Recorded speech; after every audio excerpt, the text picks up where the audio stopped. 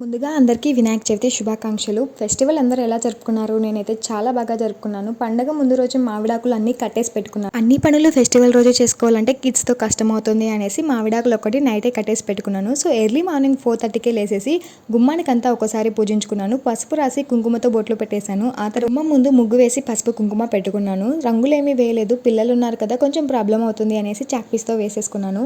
ఇక ఇంట్లోకి వెళ్ళి ప్రసాదాలు ప్రిపేర్ చేసుకున్నాను. కిడ్స్ని చూసుకుంటూ ప్రసాదాలు కూడా చేసుకోవాలి. సో ప్రాబ్లం అవుతుంది అని నేను 3నే చేశాను. ఒకటి ఓలిగలు, పులిహోర, అలాగే పెరుగన్నం చేసుకున్నాను. ఫైనల్గా పూజ అయితే చాలా బాగా జరిగింది. మేమైతే చాలా రిలాక్స్డ్గా అనిపించింది. వినాయక వ్రత కథ చదువుకొని అన్నీ చేసుకొని పూజ కంప్లీట్ చేసుకున్నాము.